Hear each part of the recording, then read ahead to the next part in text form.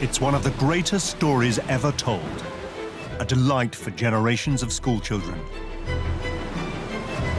But could Noah and the Ark actually be true?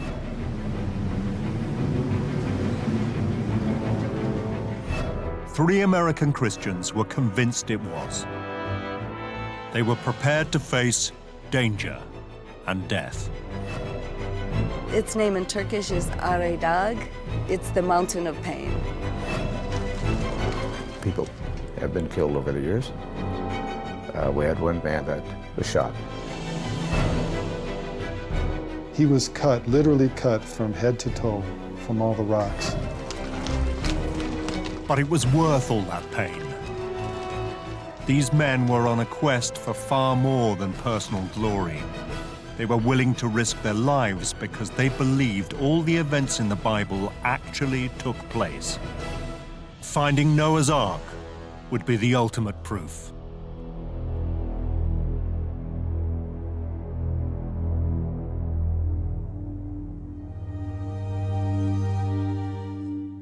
Of all the tales in the Bible, Noah and his Ark is perhaps the most fabulous. It has been a staple for Hollywood ever since the movies began, not to mention a dominant subject for Western art. Fed up with their sins, a vengeful God decides to wipe out the entire human race and start again. The one good man on earth, Noah, and his family will be saved. God orders them to build a giant ark, 300 cubits, roughly 450 feet long,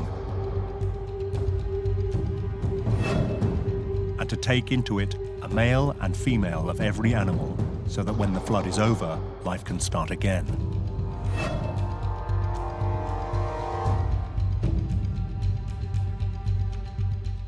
But is this all just a story, or could it possibly be true? Discover the past with exclusive ancient history documentaries and ad-free podcasts presented by world-renowned historians from History Hit. Watch them on your smart TV or on the go with your mobile device. Download the app now to explore everything from the wonders of Pompeii to the rebellion of Boudica and the mysteries of prehistoric Scotland. Immerse yourself in the captivating stories of this remarkable era by signing up via the link in the description. In the 1980s, there was one American who was determined to find out. Even if it meant searching for an ancient boat on a massive mountain in bandit country where the locals worshipped a very different god. But then this explorer was used to hostile environments. Liftoff. We have liftoff at 9:34 landing some daylight time. Colonel James Irwin was one of the pioneers of space travel. Oh boy, it's beautiful out here. Boy, it's a nice little crater in it. In 1971, he was the lunar module pilot of Apollo 15 and became only the 8th person to walk on the surface of the moon. Look at that. I think we found what we came for. Crystal rock, huh? Yes, sir. You better believe it. He spent 3 days there, moonwalking and collecting samples, including the Genesis rock. Joe, this crater is a gold mine. And there might be diamonds in the next one. To the untrained eye, it looked like just another rock, but its large crystals showed it to be a section of primal lunar crust, formed during the earliest history of the solar system. It was a key to many mysteries. It stands as a major clue in unraveling the formative processes of the moon, the Earth, and the planet. That rock made Jim Irwin famous. It was named after the book of Genesis, the first part of the Bible which tells the story of the creation of the world. According to the Bible, this happened some 6,000 years ago, but when scientists actually examined the rock, they announced it was a lot older, some several billion years. But what the public didn't know was that something else took place to Colonel Irwin on the moon, which was far more profound, at least for him. Contact. Bam. Roger, Roger, Falcon. What drove him these last 20 years of his life was the experience on the moon. He would have problems on the moon, like the lunar rover wouldn't work. The lunar rover was the vehicle that had been developed especially to cope with the precarious conditions on the moon's surface. But it developed a major problem. The steering wouldn't work. I don't have any front steering, Joe. Stuck with rear steering, Dave. Yeah. The mission was in jeopardy. They had come all that way for nothing. Okay, we're moving forward, Joe. Roger. This was an all-wheel drive, and not all the wheels were working, and they worked on it and couldn't figure it out. Nobody at Mission Control, a 250,000 miles away in Houston, Texas, had any idea what to do.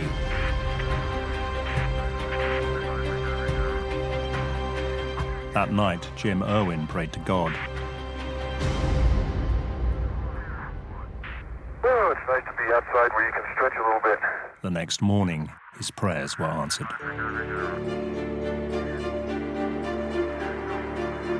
August 1st, Scott and Irwin prepared for their second day on the moon. And as Scott checked the inoperative forward steering of the rover, You know what I bet you did last night, Joe? You let some of those Marshall guys come up here and fix it, didn't you? It worked, Dave? Yes, sir. It's working, my friend. Beautiful. It worked fine. They didn't do anything, they just started, and he says there was instances throughout the flight where he just felt God's hand was so present. Oh, look at the mountains today, Jim, when they're all sunlit. Isn't that beautiful? Really is. By golly, that's just super. Dave, I'm reminded of a favorite biblical passage from Psalm. I look unto the hills, from whence cometh my help. And he kept looking over his shoulder because he just felt somebody else was there. And he later said it had to be God. And it really impacted his life, and it changed his whole perspective. And so when he came back from the moon, he dedicated the rest of his life to spreading the message of who God was. Jim Irwin was now a man with a new mission. He retired from space travel and set up his high flight ministry. He wanted people to become committed to the Bible, to believe, like him, that every phrase was directly inspired by God, that every word of it was true. Jim Irwin became a creationist. Thank you, Lord. It's so good to be able to brag on our God, isn't it? He's higher than any other. Hallelujah. The word said he inhabits our praises. Give him praise right now. Let him have it where you are right now in your life. Scientists have criticized the views of creationists for decades. Give him praise this morning. But that hasn't stopped their churches being full every Sunday.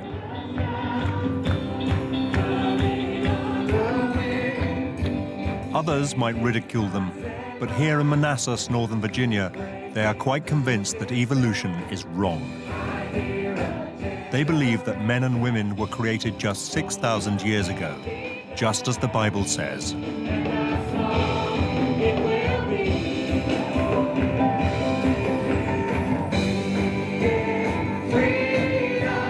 And what better way to prove it than to find the ship of Noah?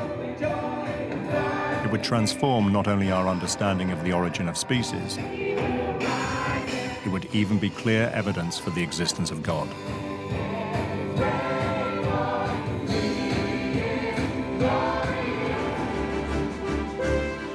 Now that was a challenge worthy of Jim Irwin's enthusiasm and commitment. It would combine his love of adventure with his new commitment to God. He read his Bible more carefully than ever before. If it said it in the Bible, it was fact for Jim. And so the fact that in Genesis, it speaks about the Ark of Noah, and it just stirred inside of him the thrill of exploration. I can be a part of something of biblical proportions that would affect the whole of mankind.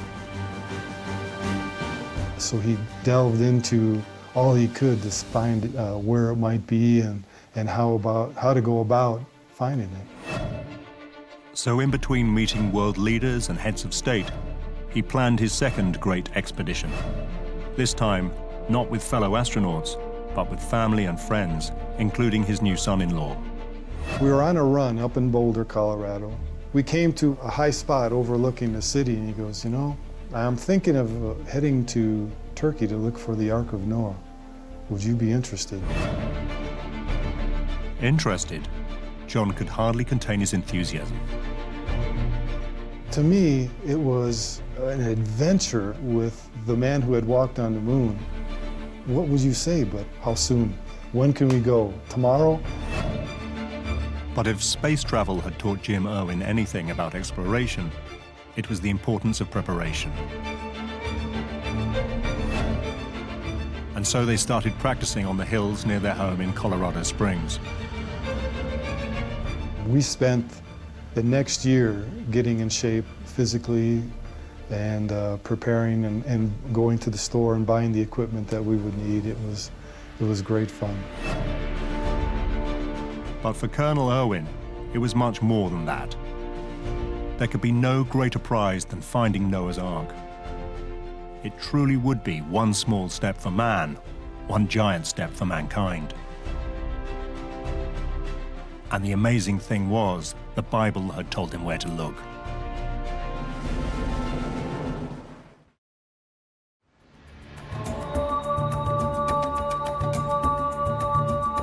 The book of Genesis was quite clear. After the Great Flood, Noah's Ark had come to rest here on the mountains of Ararat.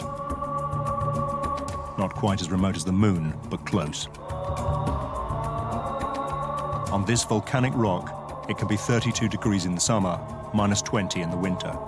The top is permanently covered in snow and ice. It's a hard mountain to climb. It has a 45-degree angle. Though we go zigzag back and forth like a mountain goat, it's still hard on your heart and your endurance. Climbers suffer frostbitten toes and fingers. 2 died of hypothermia in 2006. This mountain goes up and down with canyons, crevices, gorges that are very, very dangerous. Even in the relatively benign foothills, there are wolf dogs and brown bears.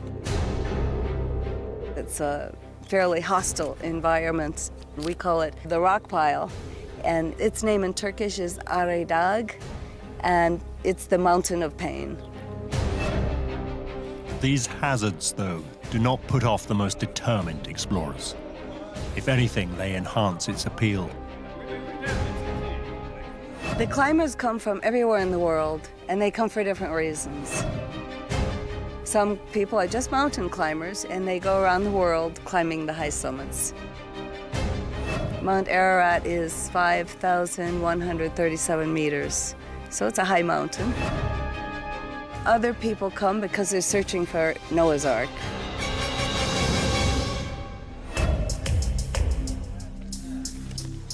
But few were as serious and committed as Jim Irwin. He needed to be.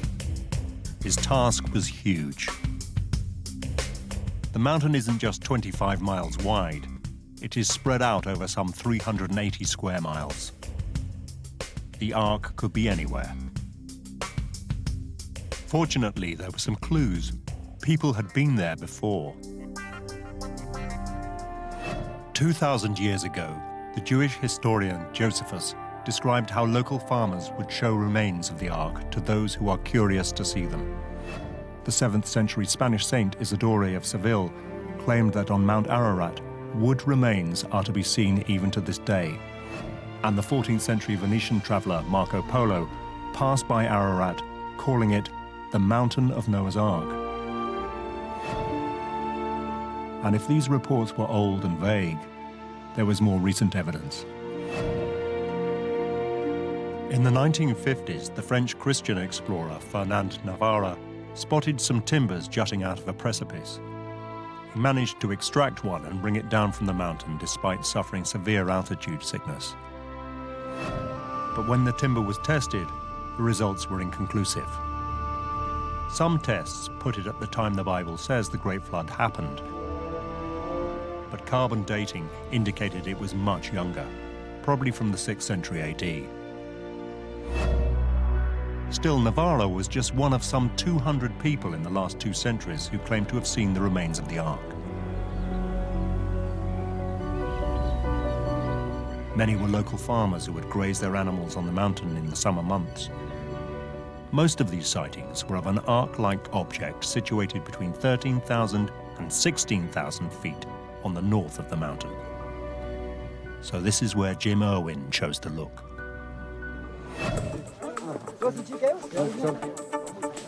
In the summer of 1982, he set out up the slope of Mount Ararat with a small team, including his son-in-law, John Christensen. That first morning, we were in a base camp in a smooth plain. And we woke up and there was a rainstorm. And there was a rainbow that came right into camp. And we were like, oh man, this is going to be good, because right after the flood of Noah was the first rainbow. And we thought, this is a sign, and it's going to be good. Jim Irwin was back in his element. I remember him talking to a shepherd on the mountain. This man had spent his whole life as a shepherd, and now he's old and weathered. And he meets Jim, and Jim is explaining to him through the interpreter, yes, I've been on the moon. And the way he treated that man, that shepherd, was with such tenderness and compassion.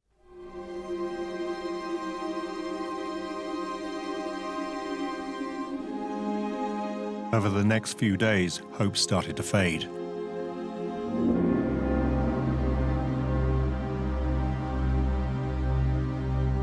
Every crevasse, gully and glacier which might be hiding the remnants of an ancient boat was explored, but that rainbow never reappeared. It was a lot tougher than we thought it was, because it's such a volcanic area, and the mountain is a lot of loose rocks, so it was really almost like 3 steps up, 1 step back. It was a hike getting up there, and it was really difficult to get your footing. You really had to concentrate on almost every step because it was all loose rock. And they found nothing. No shape of a hidden ark, no beam of wood, not even a plank of petrified timber.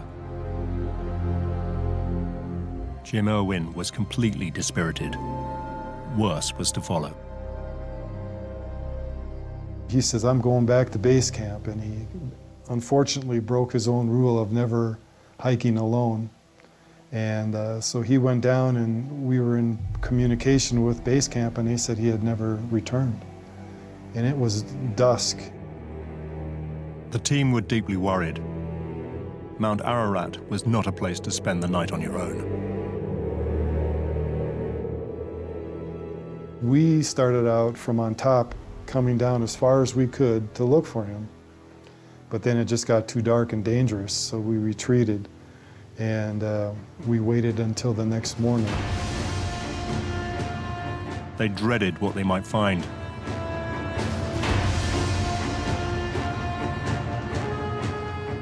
At first light, we found him down at the end of a rock field. He was unrecognizable because he had been covered with blood and hit by rocks from a rock slide. He was cut from head to toe from all the rocks. There was no medical equipment on hand. Nobody was quite sure what to do.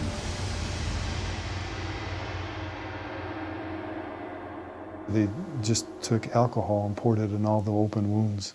And when we first did it, the only sound he made was and then they shipped him from there to a hospital in Erzurum. It was touch and go. He had lost a lot of blood, and he was very fortunate to survive. It was a miserable experience for a man who had gone all the way to the moon. But it did not deter him from going back several more times, always to return empty-handed. There had been people telling him that, you know, you're going to find Noah's Ark and it's going to happen, and we all thought if there was going to be somebody who finds it, it's going to be Jim. Good lift off. Automatic. It was, in fact, the great disappointment of his life. The man who journeyed into space had failed on his other great journey on Earth. Jim Irwin died in 1991 of heart failure. He was only 61 years old. I miss him a lot, a lot. To get him to laugh, it was like gold. And so I miss his laughter. I miss his heart and his compassion. Shortly before he passed away, he said he had done all I possibly can, but the Ark continues to elude us. It was easier to walk on the moon. I think because of his experience on the moon, that he felt the Lord had given him a platform for speaking about who Jesus was. So I think being a part of finding something biblical that was his heart's desire, I think that would have, in the end, given him more fulfillment. I do. But Jim Irwin's failure to find the Ark did nothing to dampen down speculation. Instead, it encouraged a new generation of Christian explorers to succeed where he had drawn a blank.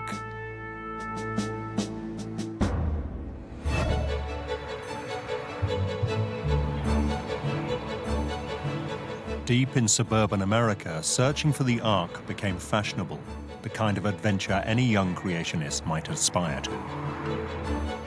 One who quickly became obsessed was David Fasold.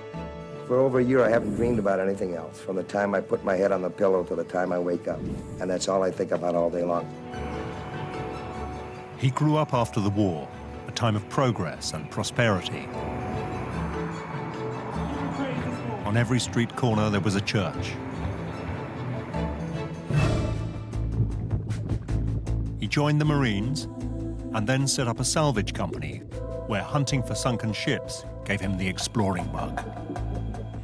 And what better boat to explore than Noah's Ark?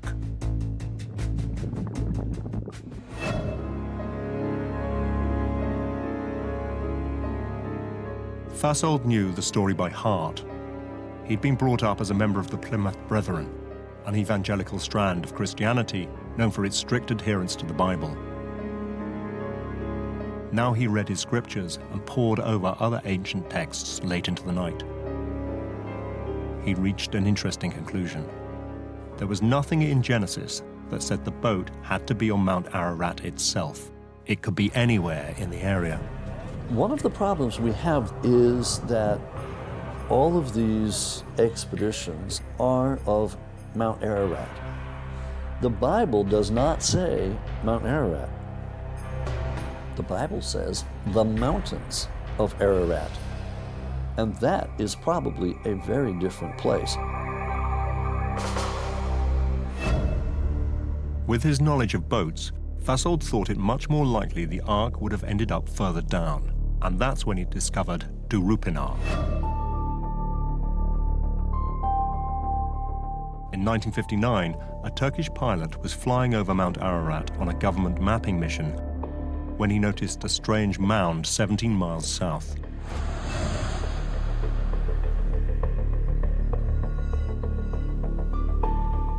It was shaped like a boat, and its dimensions were similar to the description of the Ark in the Bible. Its height was exactly the same.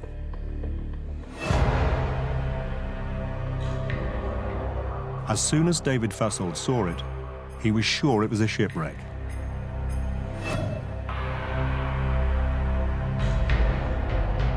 And he was convinced he would be the person to prove it. But there was one thing he had not taken into account.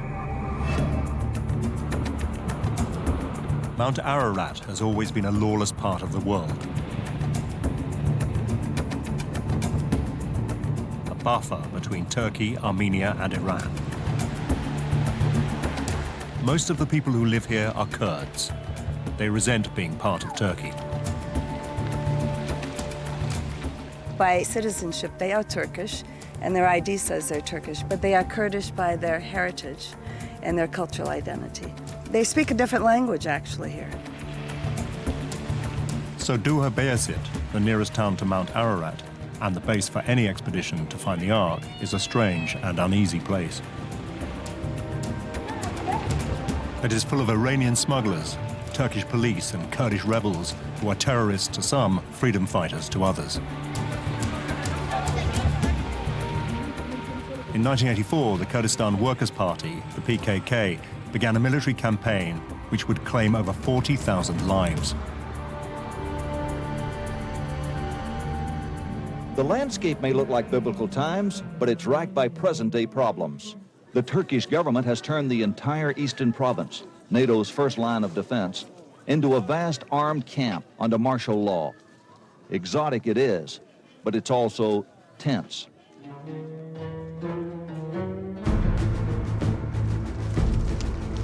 To draw attention to their struggle, the PKK targeted tourists. They did not have far to look.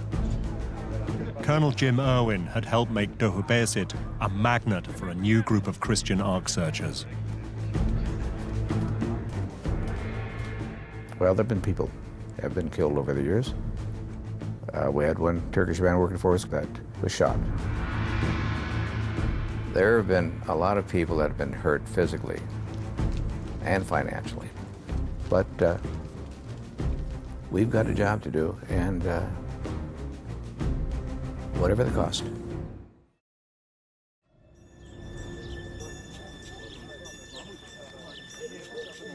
It was into this cauldron that David Fasold wandered, an innocent abroad. He knew little about Kurdistan. Few Americans did. Apart, that is, from one man who was already making a name for himself. Ron Wyatt, an ex-nurse from Kalamazoo, Michigan, had reinvented himself as a Christian explorer. He seemed to know everyone in town. Ron talked about the Garden of God and the things that he's searching for. He wanted to search and find everything out there. Wyatt had long been convinced that the place to look for the Ark was not Mount Ararat itself, but on the mound of Darupanar. It shows that the vessel came right through here. David Fasold had found a kindred soul, and he had something that Ron Wyatt hadn't, an engineer's mind. They teamed up and decided to do the kind of exhaustive exploration that would finally win over the skeptics. Have you ever seen anything like this? Look at the grain in this thing. It almost looks like wood. Fasold took the lead. Any boat of the time, he argued, would have needed iron rivets to hold it together and stay afloat. So all you needed to prove that the remnants of the Ark were buried underneath was to scan the earth for iron. All right, now I'm going to skip this one. This would show, at the very least, that there was an ancient boat there. And what boat could it be but the Ark? With cameras watching and an impressive-looking machine that some said was a molecular frequency generator, but others claimed it was just a glorified metal detector, Fasold started searching. Soon he got a result. His machine picked up a pattern of iron with a shape 450 feet long, exactly the 300 Egyptian cubits laid down in the Bible. Could this really be the Ark? David Fasold and Ron Wyatt were absolutely sure it was, as their local guide of the time remembers. It's definitely now been decided that Noah's Ark is here. They bought a sheep from the village and they made offerings in accordance to their own religion. After their prayers were over, they said, "Let's pray according to Islam and kill this as a sacrifice." They cut that sheep up and gave it to the people, piece by piece. That was enough to convince the locals, but Fasold and Wyatt knew the rest of the world would want a little more. In a village field at the bottom of Mount Ararat, they had discovered several anchor stones, which they now argued would have stabilized the Ark in rough seas, as had been predicted in holy texts. Same kind of strange stone. When the early Christians found these things, they carved 8 crosses on it for the 8 survivors. This whole valley was known as the region of 8. This was a clear sign, they said, that previous generations had regarded them as sacred. According to the Bible, there were 8 people on the Ark. Was this too much of a coincidence? It was certainly good enough for the Turks, who saw a marketing opportunity. They proclaimed Darupinar a national park and opened a visitors center.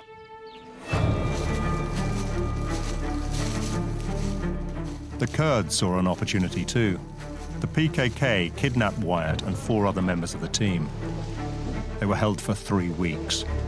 Ron Wyatt came home 20 pounds lighter and walking with a slight limp, but in otherwise good health despite being held hostage for 3 weeks. When they were released unharmed, it was a major news event. They couldn't speak our language, but we got the message right quick. They made us put our hands up, and then they took us off up through the hills. Wyatt says he and his companions were lined up for execution. They would have killed us. Wyatt appeared in good health and good spirits, and he says he's convinced now more than ever he has discovered Noah's Ark. Christian America treated them as heroes. Fasold and Wyatt's discoveries led to fame, TV specials, and best-selling books.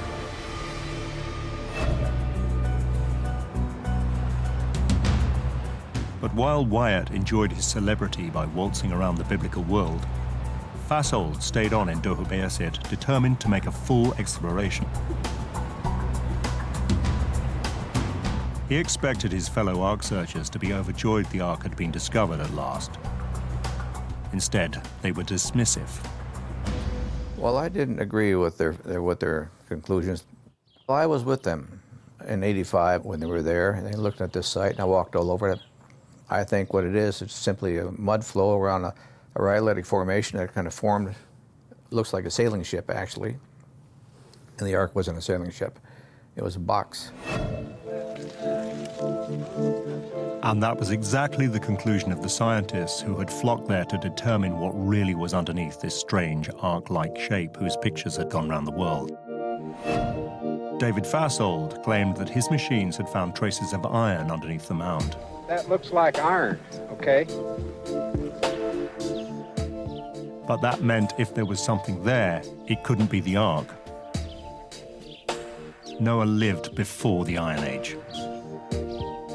Iron didn't exist. It wasn't used back then. Noah would have never used iron. The way you're building boats right up till 2000 BC and even later is with mortise and tenon, with wooden joints and pegs. You're not going to find iron. And so, indeed, most of Ron Wyatt's and David Fasold's claims have been repudiated. This Ark turned out to be an entirely natural formation, only noticed because it was near to Mount Ararat. Even the anchor stones were not unusual, but found all over this ancient land. And those 8 crosses weren't Christian, but pagan.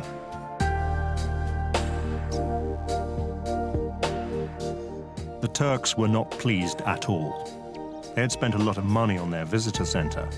Their signs said it was the site of Noah's Ark, and that's what it remains, even today. Noah's Ark National Park. It's a lovely walk for about an hour, hour and a half. We have a picnic lunch there. The rock goes straight up like it forms a boat. It's a very interesting rock formation. I ask everyone, what do you think, Noah's Ark? They said no, interesting rock formation. With evident sadness, David Fasold changed his mind. Darupinar was not the site of Noah's Ark. It never was.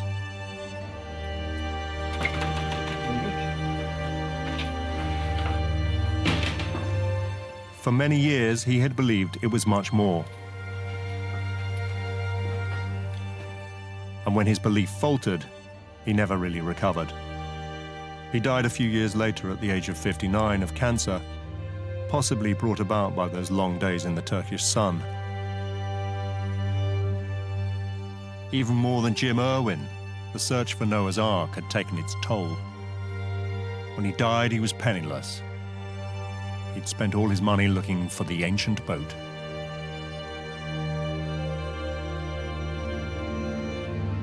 Shortly before his death, he said that intellectual brilliance is no guarantee for being wrong. But one Christian Ark hunter has no intention of being wrong. Richard Bright has given his life to searching for the Ark. He was brought up in Minnesota as a Christian, but for the first 20 years of his life, his faith had not meant a great deal. But in 1966, he had an experience which changed his life. He served in Vietnam. Under enemy fire, he directly connected to God. I was in a certain place, and a little voice told me to move. And I told my buddy next to me, I says, "Did you say something?" He said, "No." And the voice come to me again, a little stronger. "Move." I said, "What'd you say?"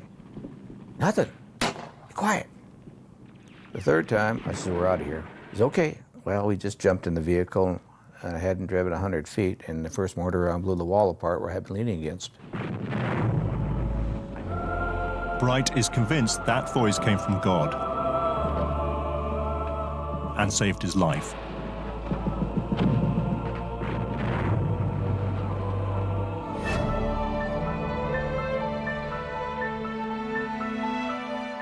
In the 1980s, he met another person whose life had been changed by God, Jim Irwin. And Jim took me up the hill first couple of times, and I met him there in '86, and that's for the third trip. We're only a day late. It planted a seed somewhere along the line, and that's kind of been growing. That seed has been growing ever since. Like Irwin, he was, and is, absolutely convinced that the Ark was somewhere on Mount Ararat proper. Darupanar was a red herring.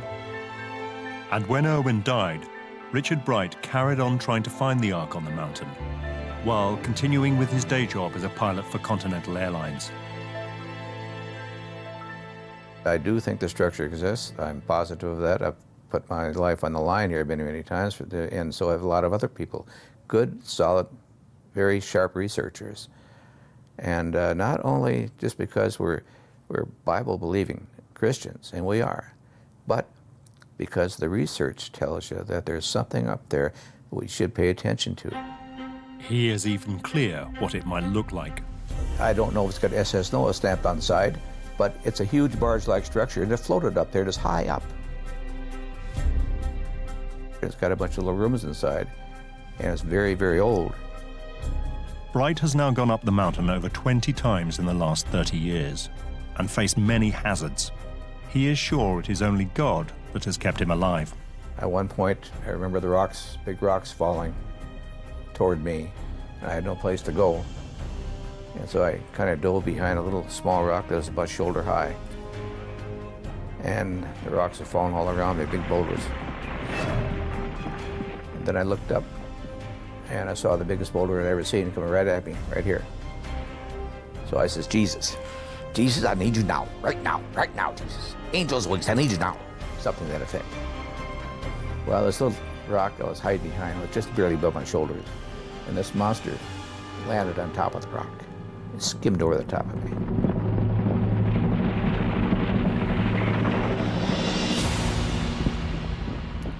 Missed me by less than a foot. And had that rock not been there, I'd be big body parts all over the place. For other Ark explorers, that might have been enough. But Richard Bright just redoubled his efforts, chasing up every possible lead to where the Ark might be. It was no use. Every time he came down empty-handed. He was beginning to think his quest, like Jim Irwin's, would always be fruitless.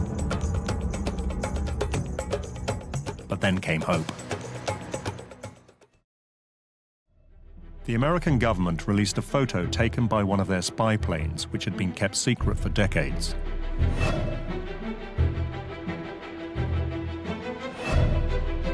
It showed an unidentified shape high up on the northern slope of Mount Ararat in exactly the same place as many of the most credible sightings had been. Was this the Ark? And then in 2003 came something else. New satellite photos did indeed pinpoint something unnatural that looked a lot like the prow of a boat.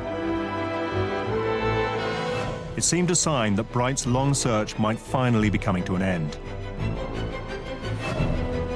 And then he met a witness.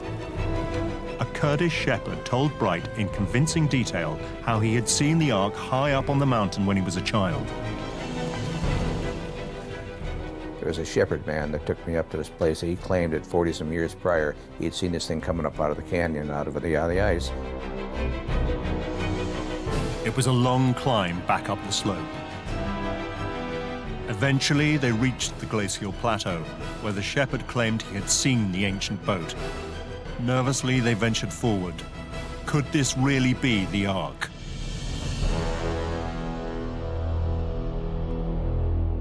Their hearts sank when they realized the place where the Ark was said to be was now covered by a collection of boulders. We went up there, ultimately dug a big hole, but we didn't find anything. But the shepherd had dug it with us. He wanted to let us know he was telling the truth, and we don't think the man was lying to us. Bright believed him and started putting together a team that could uncover the Ark once and for all. But he then realized he had a rival. This team were creationists too, but they were not from the American suburbs, but from Hong Kong, a city known more for its pragmatic commitment to making money than for any biblical belief. They called themselves Noah's Ark Ministries International, and in 2007 they announced a great success. They had found a piece of ancient petrified wood, which they had dated as 4,800 years old. But others were not so sure. Some of the recent claims by expeditions that have gone there, both the Chinese recently or other expeditions in the last 5 years, have made claims for petrified wood and other things where it's not wood at all, it's stone. And if they had had a geologist with them, he could have told them right then and there, no, don't waste your time, that's just an outcrop of stone. The Chinese were adamant their specimen was wood and pointed to scientific analysis as proof. Some of Richard Bright's colleagues did join forces with them for a while, but the collaboration didn't last long. Like many climbing arrangements, what sounds good over a cup of mint tea tends to evaporate 15,000 feet up a freezing cold mountain. The Chinese team went back to working on their own with the help of some sympathetic Turks. Soon they claimed an amazing find. Down a gully underneath a glacier, they found the Ark. And they even filmed it. My initial reaction when I heard the news of the Chinese expedition that had found Noah's Ark was, oh boy, here we go again. The Chinese video showed their team deep inside a crack in the mountain.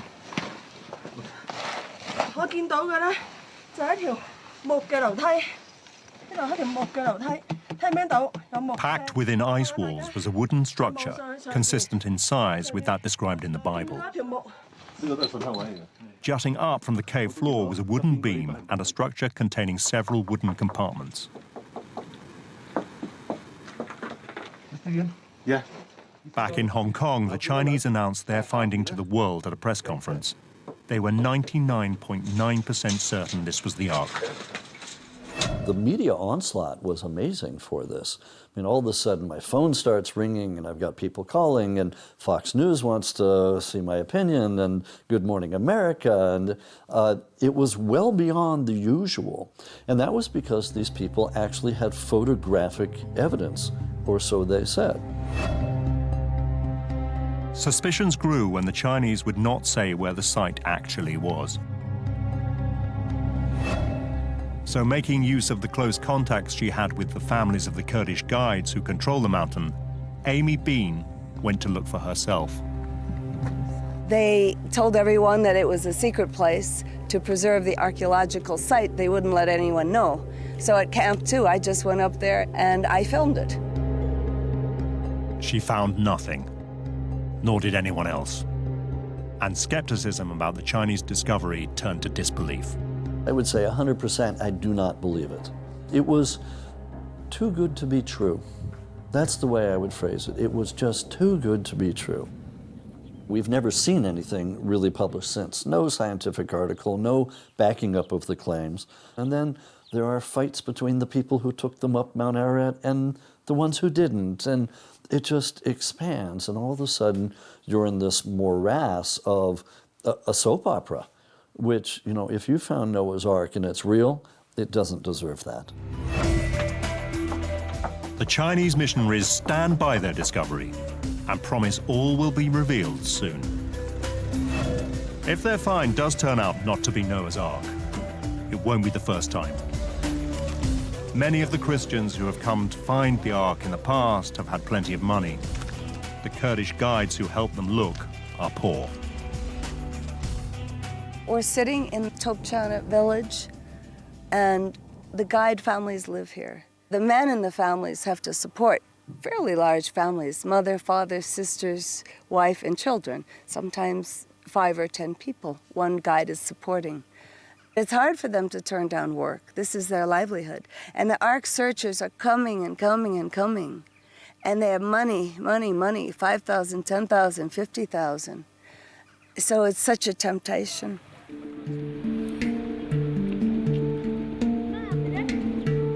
It is summer in the valley. The snow line has receded on the great mountain of Ararat. Everyone is looking forward to the short tourist season. Soon the climbers will arrive.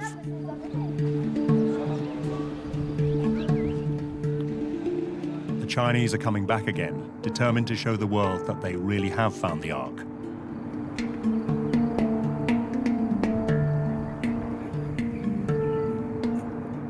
Other creationist teams are here too, including veteran Noah's Ark explorer Richard Bright, this time with his dream team. The best on the planet as far as I'm concerned. We've got some wonderful people. These people that know how to climb and get things done. We've got scientists on board this team. And one of those experts is his real calling card. After many years seeking the Ark alone, he now has the help of a real American star. Randall Price is a distinguished professor of Judaic studies at Liberty University in Virginia. He has a track record of excavating biblical sites, most notably the Dead Sea Scrolls in Qumran in Israel. With Professor Price on board, Bright is convinced that the Ark will soon be found. I'm of the opinion that, yes, it will be revealed this year. If I didn't believe that, why would I even go, right? Like I said, I'd rather be on the beach. It is this conviction that keeps driving these Christian Ark searchers on. Despite all the pain and all the cost, their faith tells them that the remains of Noah's Ark will be found up this inhospitable mountain many thousands of miles away from home.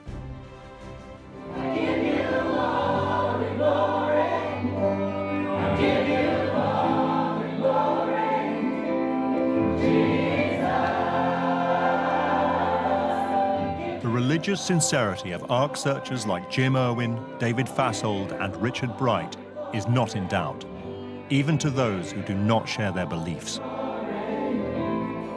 Richard Bright is truly searching for something he believes very deeply in. If there's something there, I believe he will find it.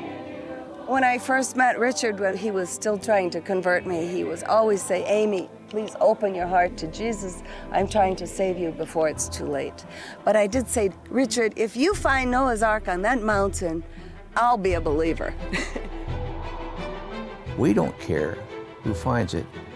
We don't care what mountain it's on. We just want it found because we believe that it does, in fact, still exist. We're almost there. We're almost there.